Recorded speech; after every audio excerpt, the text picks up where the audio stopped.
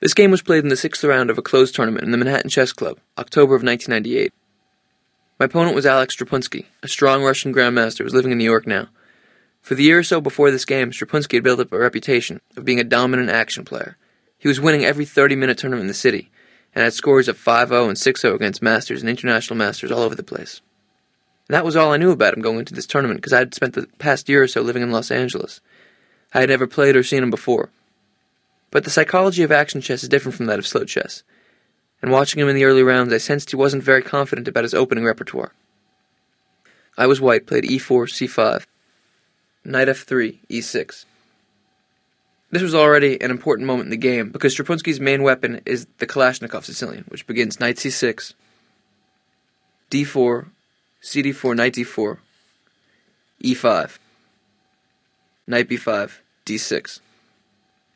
And this is a very double-edged dynamic opening, which is not quite sound. It's very, very hard to play with white if you don't know it, but if white has a lot of time to prepare, you can almost refute the opening. White can be guaranteed a big advantage with good preparation. So in all of Strapunsky's action tournaments, he had played this because the opponents couldn't prepare for the games, and because in a quick tournament, initiative is very important. And surprise has a huge value because there's not so much time to correct for surprise. In this closed tournament, he was already running away from his opening repertoire. So when he played e6 in the second move, I had seen him play. He had played a few games with that in this tournament and a tournament beforehand, which I had seen on the computer. But you could tell that he wasn't entirely comfortable with his opening. It's very good when you get your opponent running away from his main weapons. So after e6, I played d4, cd4, knight d4, a6. This is called the Paulson Sicilian. It's a very dynamic, flexible opening, very good opening, and in fact I recently spent about a week preparing it for the black pieces myself. I played knight c3, queen c7, and here white has different plans. He can set up the pieces with either the bishop on e2 or the bishop on d3. Often the Paulson will transpose into a Shinvinigan structure.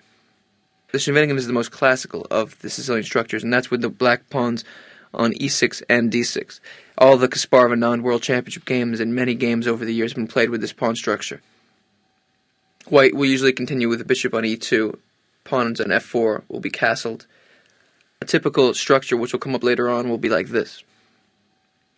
And the game is played with white sometimes building up a kingside attack with g4, g5, sometimes building up a queenside with a5, and black is looking for central breaks with either e5 or d5. It's a very tense game in which white has a little more space and black has great room for counterplay later on. This has been a huge discussion over the years, but Strapunsky doesn't play classical Sicilians. He's been playing the Kalashnikov for so long that I felt he wouldn't be entirely comfortable transposing into these types of structures. So I played with bishop e2 to allow this transposition. He played knight f6, castles, knight c6. Again, black can choose to play with d7, d6 and transpose into Shinvinigan structures, but he's not entirely comfortable with that. So after knight c6, we can see that black's idea is to keep the dark squares open. His bishop is very dynamic. It can come out to either d6, c5, or b4 at any time, or it can go to the more traditional e7 square. And if white can ever get in moves like, for instance, safely, if I could play bishop e3, for instance, f4 and e5, it would be very good for me because I have a bind on his dark squares. So that's white's plan. Notice, of course, that I can't play f4 right away. It would be a huge blunder because black can play the trick. Knight takes d4, queen takes d4, and bishop c5. I've lost my queen. We don't want that to happen. There are a lot of tricks like this in the Sicilian. You got to look out for them. So black is holding off on playing d6 because he wants to maintain a flexible game and he wants to keep his dark square bishop options open. And he might later on play with b7, b5 within this structure to play b4, undermine my e-pawn, or to play bishop b7. It's a very interesting system for black. I like it, actually. After knight c6, I played a flexible move, king h1. So the idea of this is, for one thing, to play f4, which we've seen now my king is off the diagonal, so knight d4, queen d4 wouldn't be dangerous for me. And this is a very natural move in the Sicilian when white has played f4, but it looks a little strange without the f-pawn having moved yet. But the other idea is that I want to wait and see what black's going to do. He has lots of plans. He can either put the bishop on e7, on c5, or on b4. The main plan for black in this position is to play knight takes d4, queen takes d4, bishop c5, queen d3. And this position has been played many times. In fact, black's next two moves tend to be b5 and then h5. It might seem strange. He's going to keep his king in the center, for instance, if b5, and then after white plays either bishop g5 or f4 is another plan, black will play with h5, and then try to put the knight on g4. It's a very dynamic position, which I tend to think is good for white. He had played one game before in this position after knight d4, queen d4, bishop c5, and I was well prepared in it, and he avoided it. So my opponent played bishop c5. The one other option that he has is to play the bishop on b4. You can see that my pawn on e4 is a little vulnerable, and I've described white has two plans. One is to play with f4, and one is to play with bishop g5, but it might look as if I'm a little too slow. After bishop b4, if I play f4, for instance, I don't have time to threaten e5 because you can play bishop takes c3, bc3, and knight takes e4. The reason that this is playable for white is because of a tactical idea. I can play the bishop g5 plan, and after bishop takes c3, I have the in-between move bishop takes f6. I'm defending my knight with the bishop, and if he takes back on f6, which is the main idea, I play b takes c3, and although my queenside structure is a little strange, he has big problems with his king on e8. It's stuck in the middle, it can't go kingside. Castling queenside, as a rule, is not good for black in the Sicilian. There are exceptions, of course, but here I would also have the open b file. So his king is stuck in the middle, and this pawn, being weak, is definitely compensated by my central play with f4 and either e5 or f5. And also, I should mention that after bishop takes c3, bishop takes f6, moves like bishop takes b2 don't work at all. I have bishop takes g7 moves, and also I have discoveries with my knight. Tactically, this position is very good for white. So my opponent played bishop c5. And here we have an interesting moment. It's both a chess moment and a psychological moment. Probably the best idea for white here would be to play quickly knight takes c6, b takes c6, and bishop g5. Again, taking the space left behind. And if he were to play in the center with d5, to simply play bishop d3. So now what I've done is there's this big central tension, and his king is stuck in the middle. My king is safe, his king is stuck in the middle, so with things exploding, it's good for me. This would be a nice position, but it's rather unbalanced. While white is slightly better, it's not a traditional position. I was using a psychological idea in this game, which is that in the opening, I felt that my opponent wasn't entirely comfortable with the traditional Sicilians, because as I've described, he played this weird Sicilian with the Kalashnikov. So I played knight b3. I didn't force the game into a strange path because I wanted him to do it when it would be bad for him. So here he has three options. What would you like to play for black here? So there are three logical ideas. One is to put the bishop on b4 to go after my e4 pawn. One is to put the bishop back to a7 to try to play actively on the a7 g1 diagonal. And one is to go back to e7. When I played knight b3, I knew what his best move was. It's put the bishop back to e7. And after I would play f4, d6, we would transpose to the Shevinigan structure, which I described before. But I knew my opponent didn't like to play this kind of position. It's a very deeply studied, difficult position. Again, I would play with a4 to stop his b5 idea. Then I would put the bishop maybe on e3. Maybe I would hold back this move and put the bishop, my other bishop on d3, and then build up a kingside attack. My opponent wasn't comfortable in this kind of position. Although it isn't clear, and maybe the position's about level, it's just a typical opening struggle. I knew he wouldn't do this, and I was correct. He played bishop b4. The downside to his other option of bishop a7 is that it lacks flexibility. For one thing, his piece is locked into a diagonal which I can make unuseful, especially since my king is on h1. And also, he's left the f6 square behind permanently, so I can quickly play bishop g5 with bishop takes f6 as a rather large idea in the position. And the other point is that I have the option of either before bishop g5 or after playing f4. Because of the fact that I want to play e5, he's pretty much forced to play d6. And now, in the normal Sicilians, his bishop would be on e7. And now, with the bishop on e7, the d6 square would be defended, and that pawn, in the Sicilian, a typical idea for white is to build up on the d-file against that pawn. With the bishop on a7, it's a much bigger weakness, because it's not defended by the bishop. So that, again, would be the downside of the bishop a7 move, leaving the d6 square behind. So bishop e7 would be the best move and the most classical move. Bishop a7 would be incorrect, because it leaves the d6 square and the f6 square too far behind. He played bishop b4, which is a logical move. If you recall the tactic against bishop b4, which I had before, I would have played bishop g5, and after bishop takes c3, I had the in-between move bishop takes f6, with my knight on d4. Now with the knight on b3, this would be bad. If bishop takes f6, his bishop defends the square. He can go back and I've lost a piece. Compare it, of course, to this position. With my knight on d4, the bishops aren't connecting. So that tactic wouldn't work for me anymore. So this was my opponent's idea. Bishop c5, knight b3, bishop b4. It looks like a very aggressive thing, but you have to understand. My opponent's aggression was coming out of a desire to avoid classical play. And aggression that stems out of the inclination to avoid is very risky. He didn't play this necessarily because he thought it was good. He spent 10 minutes on the move in a position that he knew well. He's played the position after king h1 many times. Then he spent some time, created an idea to avoid the main lines of theory, knight b3, bishop b4. So we can feel that black is trying to mix things up because he's not confident in his opening preparation. What would you play for white here? Take a moment and think. We see that black's threat is bishop takes c3, bc3, knight e4, simply to win a pawn.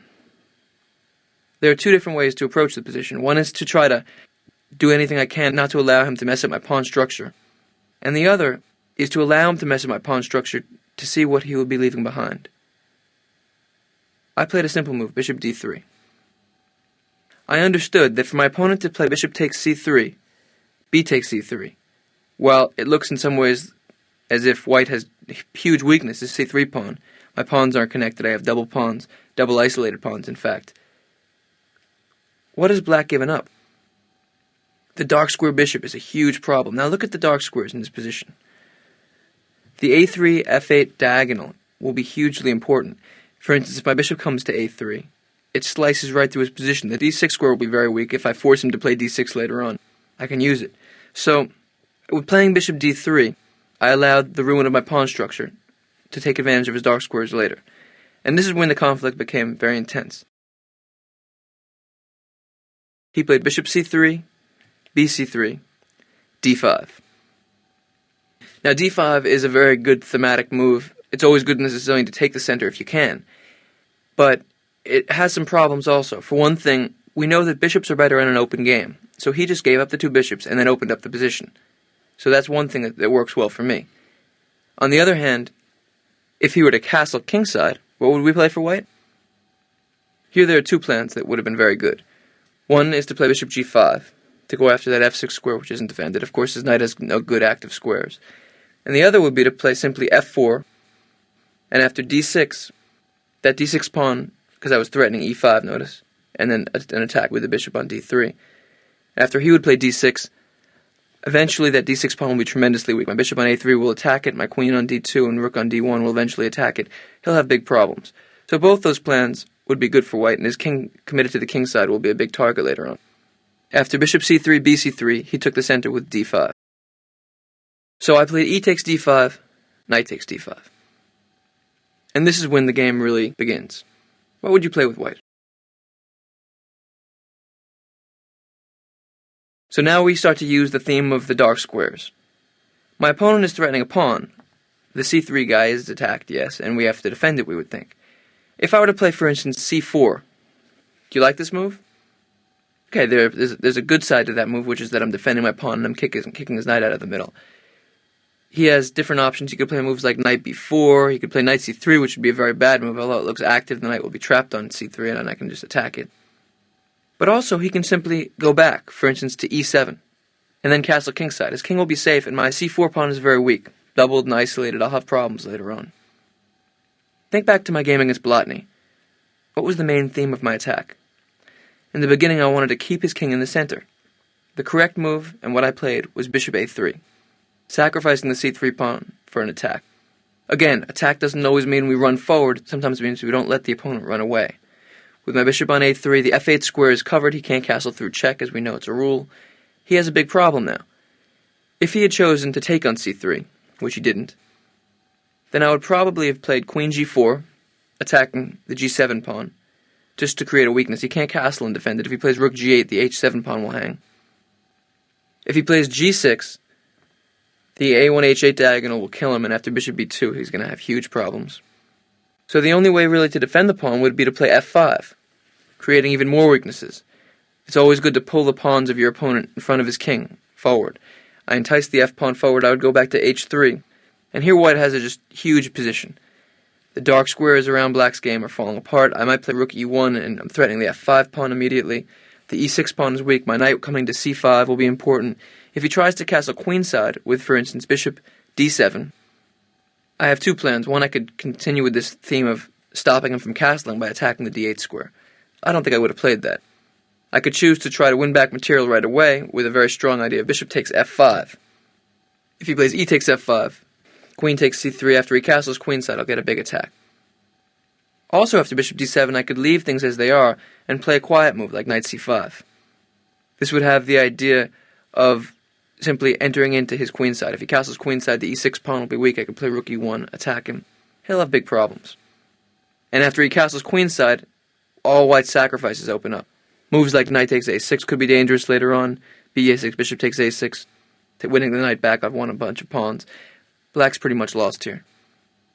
You can probably see that after knight c5, my opponent's position will be very unpleasant. So taking the pawn for him would be very dangerous. What would you play for black after bishop a3? Remember, my opponent is a very strong player, and he's going to come up with ideas to stop mine. One idea you might have is to try to castle kingside at any expense. For example, if you were to bring your knight back to e7, knight d to e7, blocking the diagonal of the dark square bishop to try to castle kingside. Can white continue to stop it? Absolutely. For instance, I can play queen h5. He still can't castle kingside now because the h7 square is covered. It would be mate in 1. The other point is that if we make black work harder and harder and harder to castle kingside, we can just simply let him castle kingside eventually and we'll have a huge attack there. My bishop on d3 will be a big attacking piece. So after knight e7, I would play queen h5, continue to stop the castling kingside. I have two bishops on an open board for a tiny weakness on c3. No problem, I have a big advantage. So my opponent decided to be flexible. He didn't take on c3. He didn't go back to e7 to try to castle kingside. He decided to try to go queenside. He played b6. So this does a number of things. For one thing, it guards the c5 square. My knight coming to c5 was going to be very unpleasant for black. And the other thing it does was prepare bishop b7 and castle queenside. Then black could have a very good game. Imagine, if black played bishop b7, castles queenside, then he has a solid position. The c3 pawn is going to be a big weakness. He has the d file. Suddenly my bishop on a3 is shooting off to the f8 square, which does absolutely nothing. Things could be very good. So as we see, chess is not a simple game. I stop his one idea so he creates another idea. I have to consistently deal with my opponent's new ideas. After b6, what would you play with white? My c3 pawn is still hanging. We don't want to lose a pawn for no reason. And also, he wants to go queenside. So how can we combine the defending of my c3 pawn, which there's no reason not to do, with stopping him from going queenside? Take your time and try to find the answer. So, I began with c4, kicking his knight out of the center, defending my pawn, and seeing where he's going to go. He played knight f6. Now let's visualize two moves later. If my opponent plays bishop b7 and castle queenside, he'll have a safer king, and his bishop will be on a very, very good diagonal. So let's try to deal with both those ideas. Let's try not to allow him to have a safe king, and to stop his bishop from having dominance on the a8, h1 diagonal. What did I do? This is a tough maneuver, so try to find it. Take your time. So we know that you can't castle through check. My queen is on the d file. I played bishop e2. Now we see the idea. I have the f8 square covered by my bishop. And after bishop b7, I play bishop f3, blocking his bishop from the diagonal. And my queen now stops him from going queenside. I cover the d8 square and the f8 square. Very strong prophylactic attack. His king is stranded in the middle of the board. If he tries to do something like queen d7, trading queens at any expense, then what he's doing is just weakening his queenside too much. I might even allow him to castle, and I might move my queen, and then quickly play rook b1 and pile up in the b6 square. That's undefended now. That takes too much time to do what he wants to do. My opponent can't move slowly or else I'll get a big attack. Notice, of course, that moves like bishop d6 are coming. He made the decision to play rook d8. which of course is a victory for me in many ways because his king is now stuck in the middle. It can't go to the queen side. So the king side or the center are the only two options. It was the correct decision for him. He decided to play actively. Now, we have two options for white. One is to play queen e2. One is to play queen e1. What would you do? Let's think about his plans. He wants to castle kingside. That would be the best thing. Is there a difference between queen e2 and queen e1 in terms of his plan of castling kingside? Remember, my bishop before was on d3, which would have been a very good attacking piece with his king castling kingside. Because I cover the h7 square, I can build up along with queen going to with my queen going to h3, try to undermine the f6 knight with my bishop on b2. That would be very nice. With my bishop on f3, his king will be perfectly safe on the king side. We don't want it to go there. The point is that his plan, after my queen moves, is to play knight e7, block the a3 f8 diagonal, and then castle kingside. Notice, of course, that there would have been a difference. Going back, if he had played knight e7 before rook d8, what would you play with white here? My idea was bishop takes b7, queen takes b7, queen d6. So now if he castles kingside, his knight on e7 will hang. And if he plays rook d8, my idea was queen b4, piling up on the a3 f8 diagonal. His king still can't castle because I'll win the e7 knight. He can't kick me out with a5 because knight takes a5, the pawn on b6 is pinned to the queen on b7. Once again, he has big problems. The knight on e7 is under attack, so he can't castle kingside. Try to use this idea in deciding whether to play queen e1 or queen e2. If I had played queen e2 after knight e7, there'd be nothing I can do. His next move would be to castle kingside. He'll have a safe position. My pawns will be weak. Things won't have gone the way I wanted them to go. I played queen e1.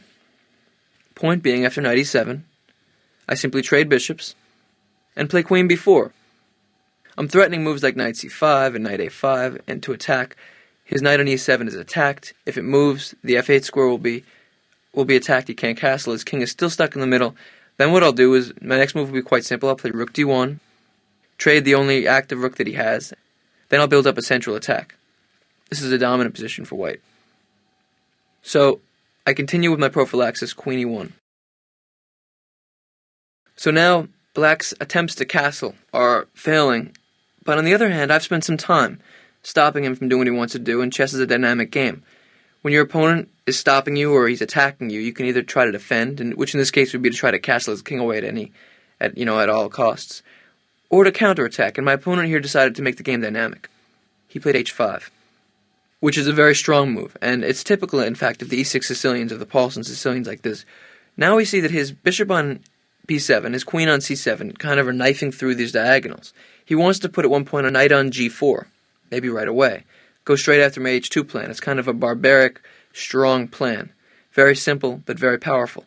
If I play g3, my a8, h1 diagonal will be weakened, and my king is not going to be happy on the h1 square, and h3, of course, won't do anything. Notice also that tactically, like for instance, after h5, if I were to play h3, he could still play knight g4, because he's threatening queen h2 mate, and after h takes g4 check, discover check with the rook on h8, next move is queen h2 mate. So this is quite a strong idea, h5. On the other hand, if I can stop his ideas, his king will be stuck on e8, because now I no longer have to guard the f8 square, because his king castling kingside will be bad with the h5 pawn advance, too weak. So he has a strong attacking idea, but he also has made his king a little more vulnerable later on. How do we stop knight g4? A really important theme to remember in chess is that when you attack in the center, a counterattack on a flank is often a good response, and when somebody attacks you on a side of the board or on a flank, counterattack in the center is very strong. We also know the theme that if we're ahead in material or we have more pieces in a certain part of the board or an opponent's piece is trapped, it's good sometimes to trade, to simplify, because if we liquidate the pieces that are there, we gain an advantage. And in this situation, his rook on h8 is out of the game because his king is stuck on e8, he can't castle. So I played rook d1, which has a specific tactical idea against knight g4, which I'll describe to you. And also, I simply have the idea of trading off rooks. If you imagine these rooks coming off the board, then I could put a queen on d2, a rook on d1, and try to build up in the center. His rook is out of the game, on h8, and I can just try to get a lot of activity. It's like I'm playing up a rook. So that's the abstract description.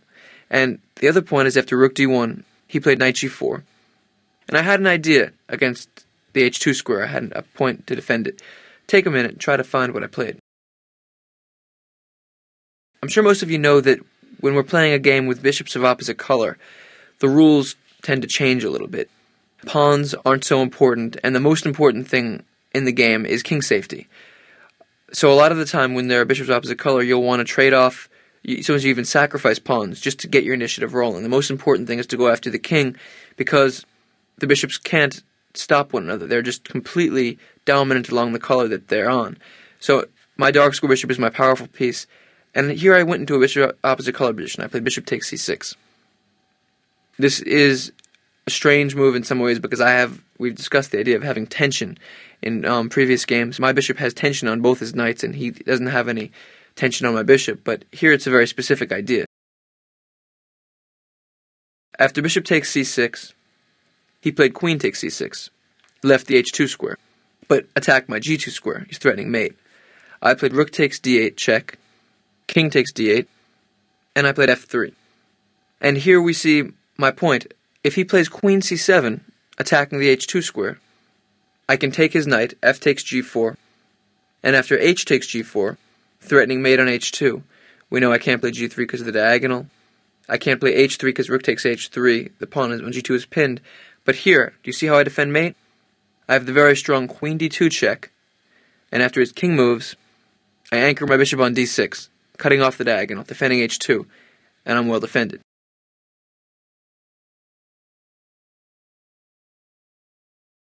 So after I played f3, he can't play queen c7 because of this tactical idea. He played king c8, and the game continued. We can see that my pawn on f3 is very powerful. While I can't take on g4, because it's pinned to the g2 square, it has a huge purpose in blockading this bishop on b7. The bishop is biting on granite. My f3 g2 pawns just make it completely useless. If I can succeed in stopping the h2 threat later on, then his bishop will be useless.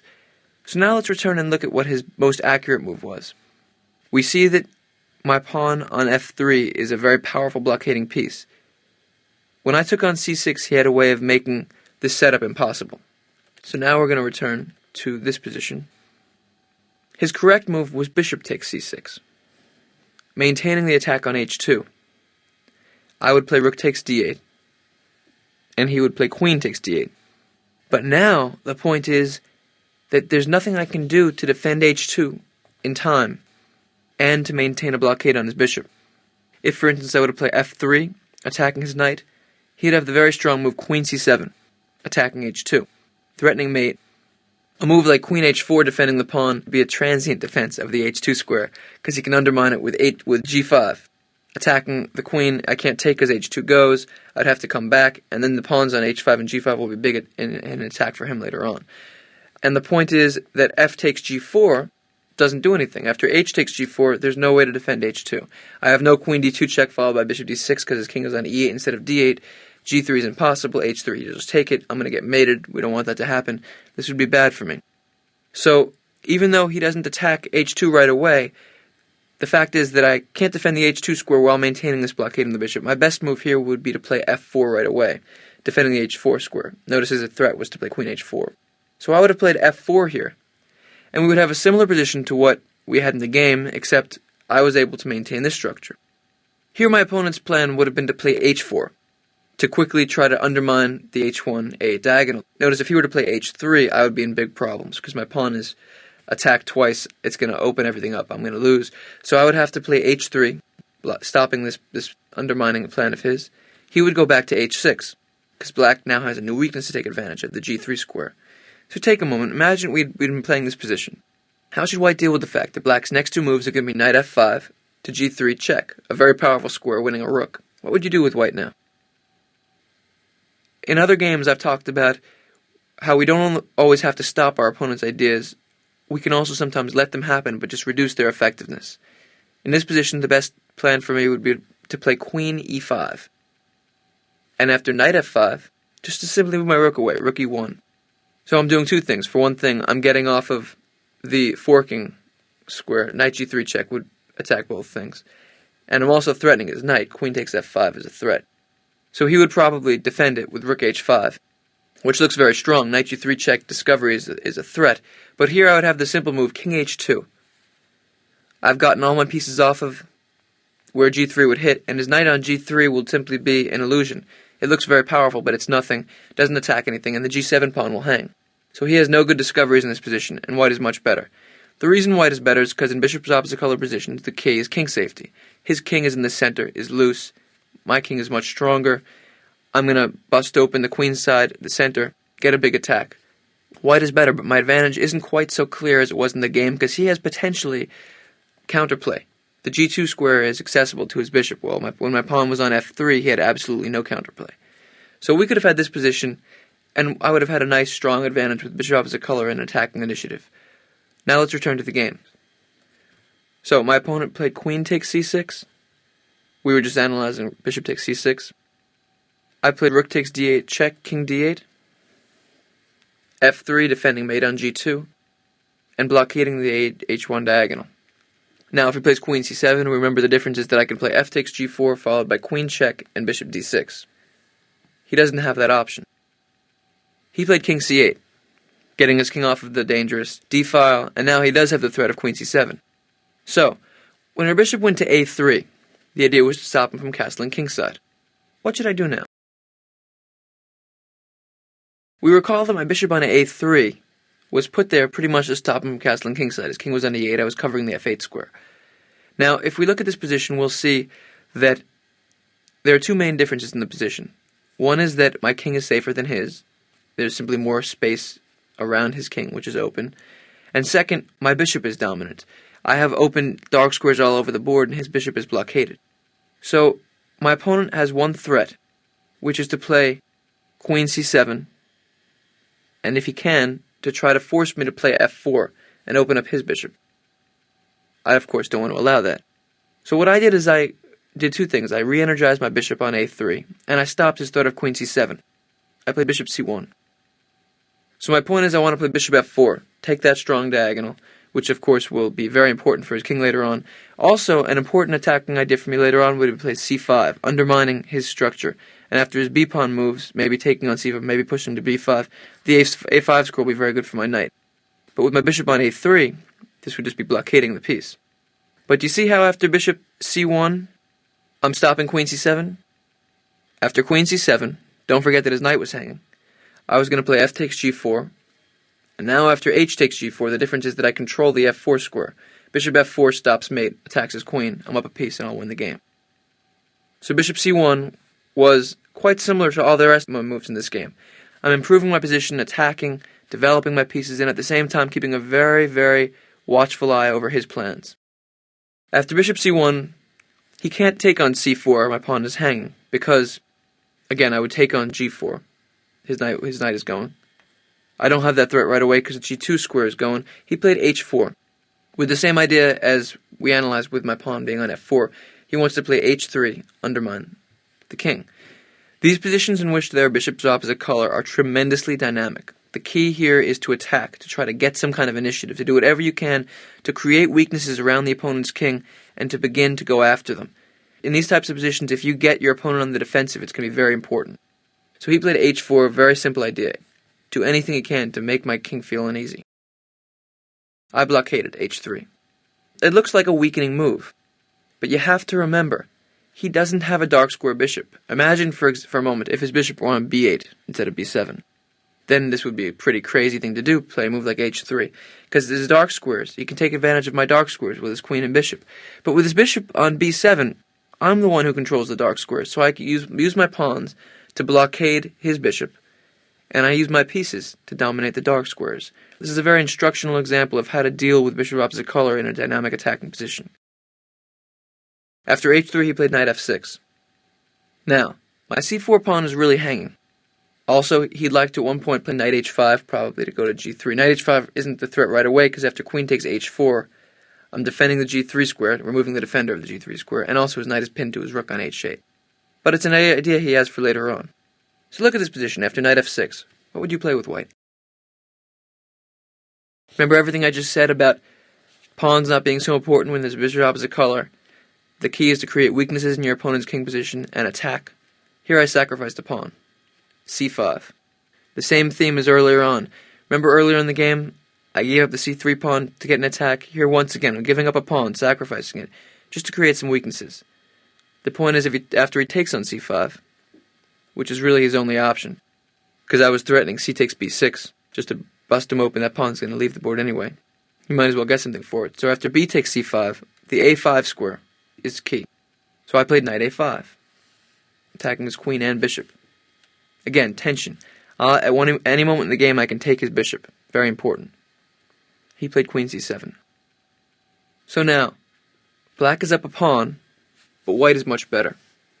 His bishop on b7 is passive. My knight on a5 is a thorn in his side.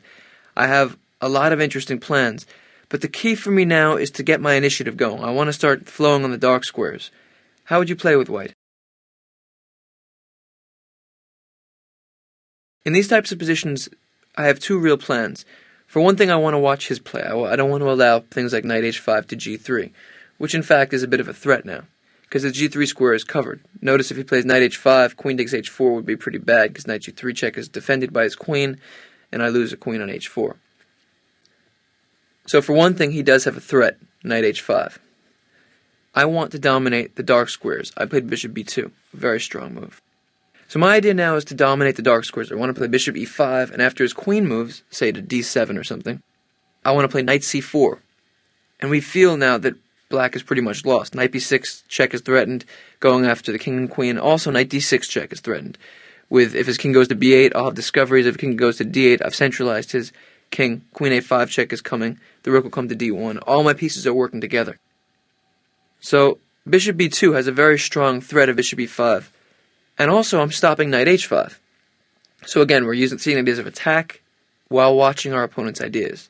It's very important to combine those ideas, because when we're not playing against bad players, they always have ideas. And when we're better, they're always working harder than ever to come up with interesting ideas. So my point is, after bishop b2, that after knight h5, I can close things off with bishop e5. In fact, this would have been a very interesting tactical try for him.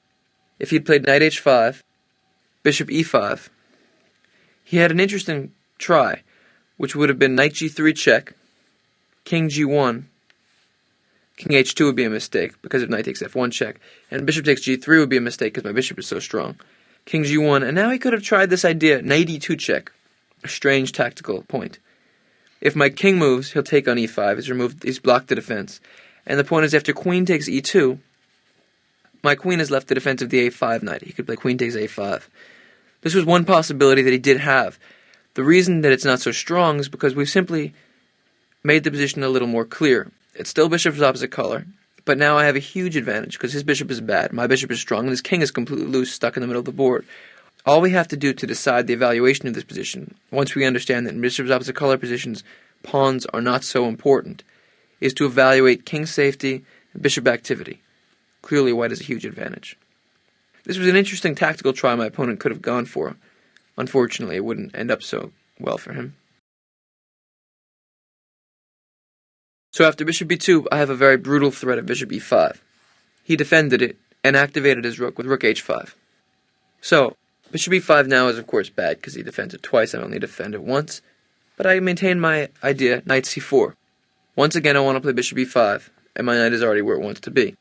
He can't allow this, that's not an option. You see how black has to defend? Knight d7. He's got to defend the square. But now notice that black's pieces are getting more and more passive. So I sacrificed a pawn to reach this position. Now I did say that material isn't so important in these positions, which is true, bishop of opposite color. But, material is a real thing as well. I took a pawn, bishop takes g7. He gave it to me, so there was no reason not to take it. So it's always dangerous to put our piece too far into the opponent's position. A piece like a bishop. We don't want it to get trapped in. I, of course, saw that he can't trap my bishop on g7 by playing moves like f6 and then trying to trap it because the e6 square is saying, no, I'd have queen takes e6. You always have to be careful if you take a pawn deep in the opponent's position, but in this position, tactically, it just doesn't work. e5, to try to lock my bishop in, would just be a weakness later on, and f6 loses the e6 square. So now the position is with even material. White is better because of the difference in bishops and the king safety. My opponent had one option in this position which was enticing. He could have played queen g3, which kind of tries to force a queen trade, which is a very logical thing to do. He played this move next, and the reason it didn't work here was for a very exact long line. Queen g3 tries to get into an endgame, which is logical, but the problem is that it's a bad endgame for black. After queen g3, what would you do with white? Your emotional inclination might be to try to keep everything on the board and maintain your attack against the black king, because we know the black king is loose. But it's very important in chess to be confident of your endgame play, and to be very happy making the transition into a good endgame. After queen g3, I can force things. Queen takes g3, h takes g3, and this pawn will be a key weakness. Now I would trade bishop for knight. Knight d6 check, king c7. I would simply take the bishop, knight takes b7, king takes b7. And now a simple move, bishop back to c3. And white has a huge advantage, because the g3 pawn can't be defended. My next move will be bishop e1, followed by bishop takes g3. If he defends with rook g5, I can attack it with f4, followed by rook f3 takes g3. He can't defend the g3 pawn, there's nothing to do. And after the g3 pawn goes, then my h pawn will be a tremendous passed pawn. Bishop and rook are much stronger than rook and knight, a very important thing to know about the endgames. Bishop and rook work very well in combination with one another, and rook and knight on an open board can't defend against them, especially when I'm up a pawn. The h3 pawn will win the game. I have a winning endgame. And this position is forced from queen g3. He played bishop d5, a strong move. So my opponent has done something very clever. I had a huge initiative, and now he's given up a little bit of material to try to counterplay. He's trying to take control of the center, push my pieces back, and of course he does have a little play. If he could get something going with putting a queen on g3 and a rook on g5, go after my king, it would be great for him. So I have to maintain the eye over his play while I generate mine. After bishop d5, I play knight e3, which brings up two things. First of all, I'm defending my g2 square, which is, the knight is good on e3, watching over the g2 square. Also, I'm attacking his bishop, which is very important. His king is very loose, and later on it'll be good for me to trade off all the pieces I can right around his king, just when I'm ready to deliver the final blow. I'm building up my attacking position. My knight was attacked, I went back, and now I'm on his bishop. Notice, of course, the bishop takes a2 would just be a very bad move. It has nothing to do with the position. It's an irrelevant pawn. I get the a-file for my attack. Moves like queen a1 may happen. I can play c4, think about moves like this just to trap his bishop in there. Bishop takes a2 would just make his position much worse. If you recall, I mentioned earlier that after my bishop is deep in his game, he might want to try to trap it in there. f6 here is still not any good, although the e6 square is defended, because I would have knight takes d5. And here, if he takes with the rook, the e6 pawn is still undefended, and if he takes with the pawn, I'm sure you see that I win his rook. Queen e8 check, followed by queen takes h5. So he still has no way of taking advantage of my bishop being on g7. So now my opponent played queen g3. The idea which I had before of knight d6 check takes b7 isn't in the position anymore. He does want to trade queens. But here I can play queen c3. I just get out of the way. My bishop is defended on g7. I want to keep an eye out for the black king. He played rook g5. And now we see the power of my knight on e3. It's a tremendous piece, defending g2 forever. He's attacking my bishop on g7. Now I want you to take a minute and look at this position. Hit pause, don't go on, until you have a sense for what you would do with white. I'm going to describe the position to you for one moment, and then I want you to really think about it. Black has what seems to be a strong attacking position. In fact, it's an illusion, because my knight on e3 defends g2, and he has nothing else he can do, because his bishop can't help in the attack. The key is that black's king is very loose. I want to figure out the best way to attack the black king. How would you go about that? Take some time. White to move, what would you play?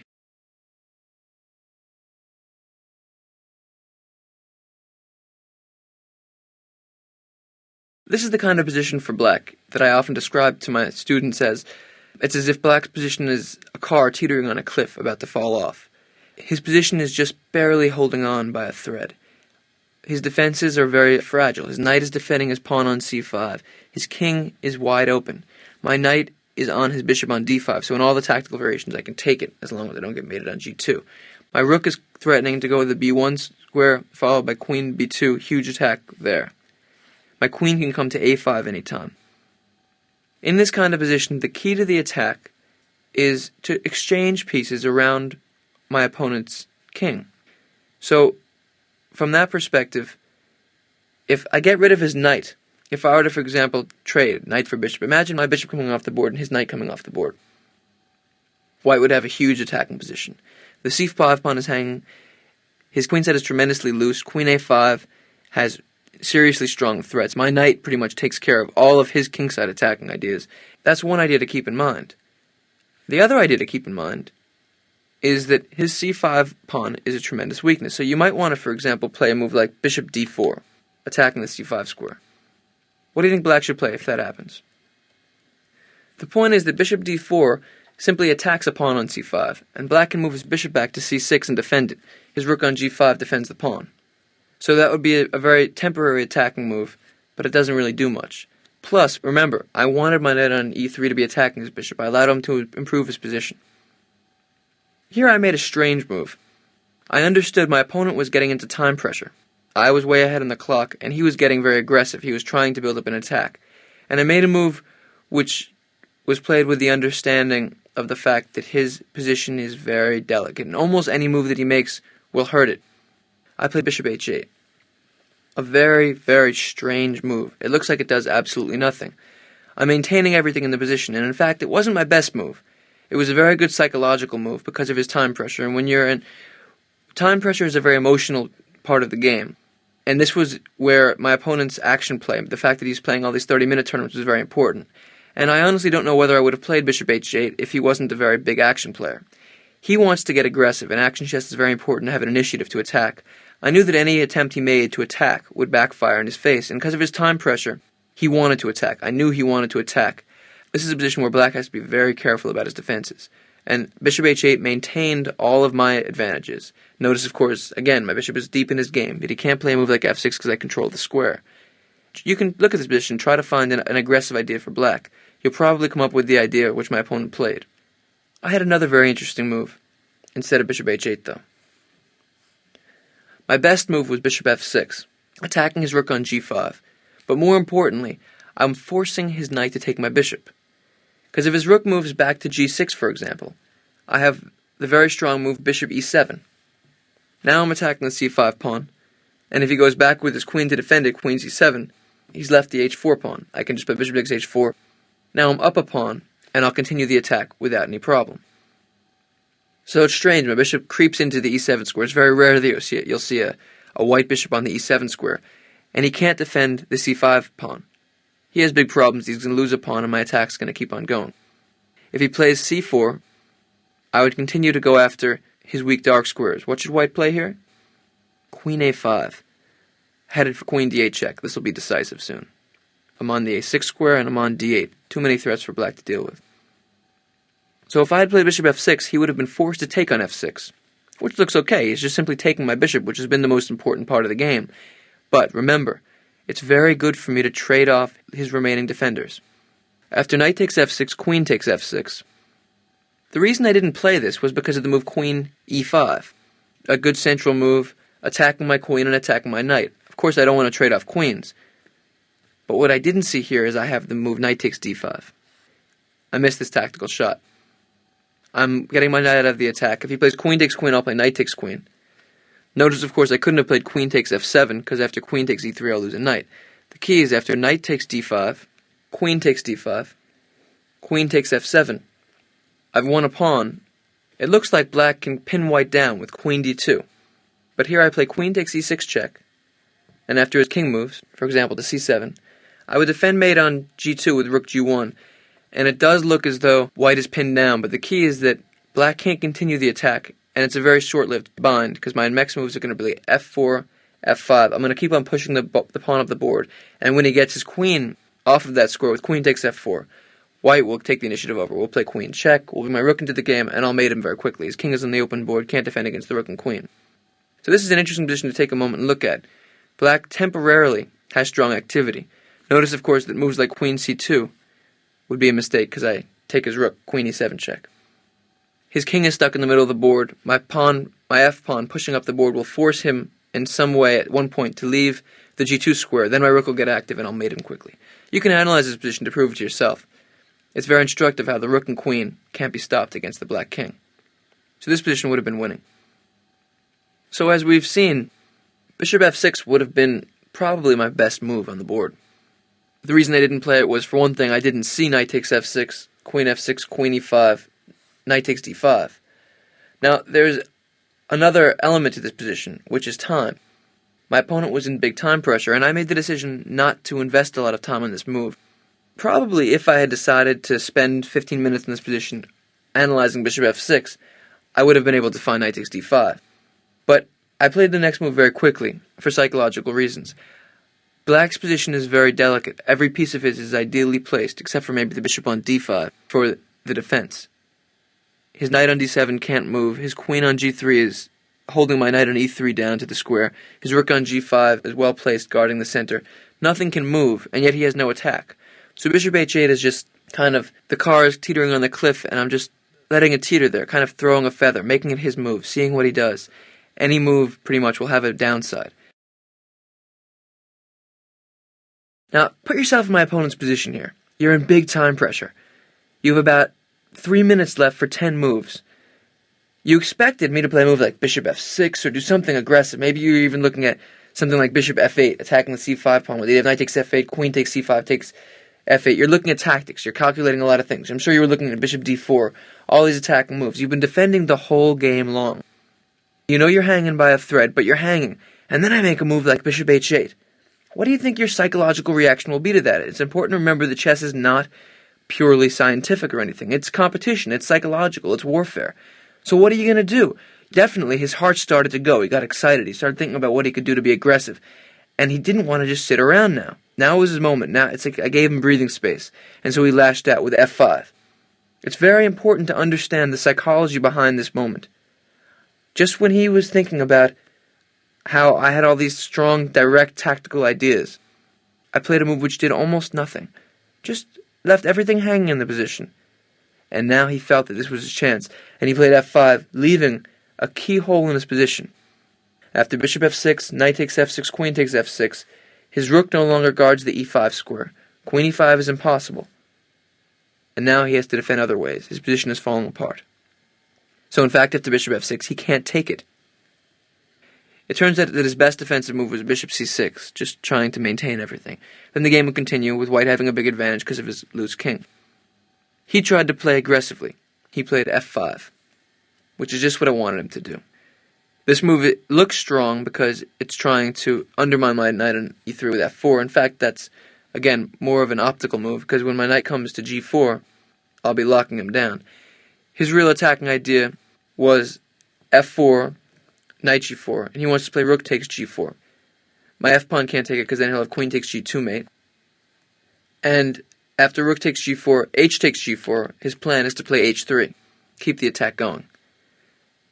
If g takes h3, queen takes h3, my king is loose, his queen is inside, and it's actually going to be a draw now. King g1, back and forth, perpetual check. So his idea makes some sense. He wants to attack me. So he played f5 with the idea of f4. What would you do with white now?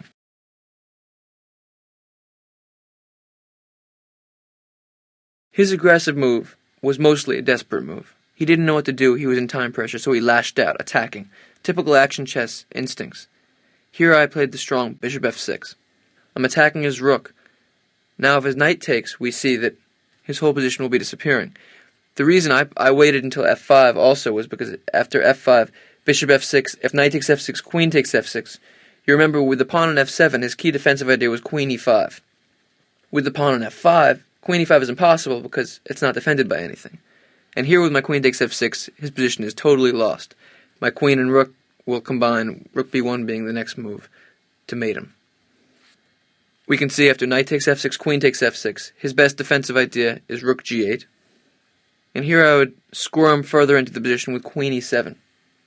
I'm threatening the c5 pawn. If he goes back with his queen, queen c7, do you see what I would play with white?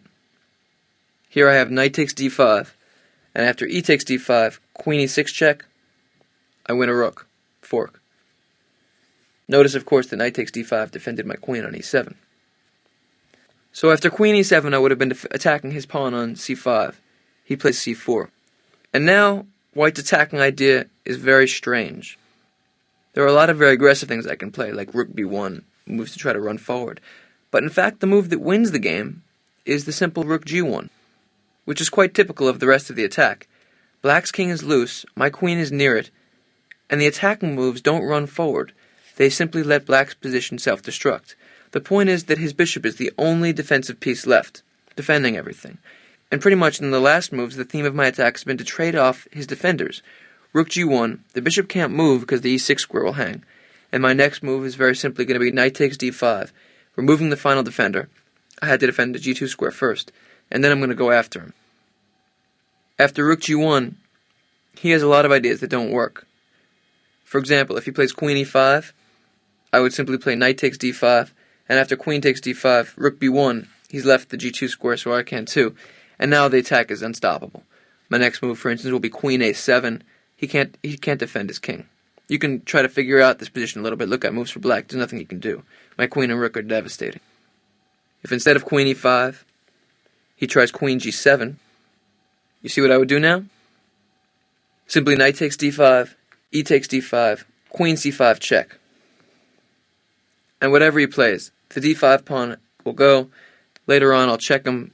Finally, I'll bring my rook into the d or b file with check. His king will fall. Notice, of course, also after my queen is on d5, I can play f3 to f4 to defend the g2 square with my queen. And then my rook will come into the game freely. So rook g1 is a very difficult move to find, but it's devastating. His final attempt after rook g1 would be to lash out with bishop takes f3. All defensive moves don't work, so this is one last attempt at aggression. But after bishop takes f3, I'd simply play queen takes d6 check, king d8, and now queen takes f5. An attacking move that defends his mate threat. Notice he wanted to play queen takes h3 checkmate. I don't want to allow that. The g2 pawn was pinned. But after queen takes f5, I'm defending the h3 square, his bishop is attacked, and his king on d8 will be descended upon by all my pieces. Rook d1 check is coming. After his bishop moves off the diagonal, everything is falling apart. So the key to my attack is consistently, slowly but surely, meet his threats and let his king fall apart. His structure is not solid enough to maintain the position. So we'll return to my move bishop f6. After bishop f6, he played rook g6. He felt that after knight takes f6, queen takes f6, he would have lost too valuable a defender. What would you play now? My idea was to keep on entering his position with my pieces. Bishop e7. Once again, the dark square bishop becomes dominant. The c5 pawn is hanging. If his queen goes back to c7, remember the idea? h4 is hanging. Big problems for him. Plus, I could play queen h8 check if I wanted to, king b7, and then rook b1 check. Bring things into the attack. This will be devastating as well. Black's game is falling apart. So after bishop e7, he has to defend the c5 pawn. What can he do? In fact, it can't be defended without giving up too much, so he decided to counterattack. f4. Now we remember his idea. If I play knight g4, he wants to take on g4, and after h takes g4, to play h3. Try to get something going. This is the critical part of the game. Remember the theme from the very beginning has been the dark squares, taking advantage of his dark squares. White to move here. What do you do? Now is the part of the game where we get very, very exact. I played the super aggressive queen a5, giving up my knight on e3. There's no reason for it anymore. I have forced mate. I'm going for the d8 square. Do you see what black can do? He defended with rook g8. Now if he had taken my knight, f takes e3, I would win by force. Queen d8 check, king b7. Now rook b1 check is very strong. If he goes to c6, do you see what I play? First I play queen c8 check. He has to defend with queen c7. Now I've taken away the key square for him, and now I play queen a8 check. The only move to avoid mate is queen b7, and then after queen takes b7, it's checkmate. So if instead of king c6, he plays king to a7, what do you play with white? There are a lot of things to win now. Probably the simplest is just to play queen takes d7 check. Mate will follow. I'm up a piece and he's going to fall apart. It's mate in a couple moves. So he attacked my knight on e3. I played queen a5. He can't take on a3 because of forced mate. He had to defend with rook g8. Now, one more move in the spirit of the whole game. We're taking advantage of the dark squares, attacking, developing our attack while watching his ideas. How do we play with white? One enticing move is to play queen takes a6, which would be a big mistake, because although we're taking a pawn with check, he can just go back, bishop b7. White has no more checks, and his next move is going to be f takes e3. It's very easy to lose winning games. Think about it. I'm attacking, but he has a threat too. Dark square attack, stop his idea, combine everything. I played bishop d6.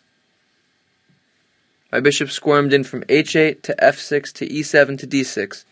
I'm threatening queen c7 mate, and at the same time, I'm pinning his pawn on f4, f takes e3. The queen on g3 is going. Attack and defense, combine it to the very end. Bishop d6, the only chance he has is to run away. He played king b7. And now after the simple queen c7 check, king a8, queen takes d7. Black is completely lost because he can't take my knight because the queen is hanging. He returned with queen g5, threatening my knight on e3. Now one last simple move. It looks like he's attacking my knight and it can't move because of the g2 square, but I lock him out forever. Knight g4. I'm up a piece. His king is falling apart. He's going to get mated soon with bishop takes c5 and queen a7 mate. He resigned here. So looking back at this game, the key weakness that I took advantage of was the dark squares. And it all started when he played bishop b4, then he played bishop takes c3, b takes c3. I sacrificed a pawn to keep his king in the middle of the board. Then I combined my attacking ideas with my defensive ideas. I watched his attack, and I went after his king. And the main way that I went after his king was keeping it in the center. Finally, it was bishop opposite color position, and I was happy to sacrifice a pawn in order to create more and more weaknesses around his king. Remember, in bishop's opposite color position, the key is to attack, to get initiative. And if you have to sacrifice a pawn or even two to do it, go for it, man. Chess is a fight. If you get the attack, your opponent will have to defend.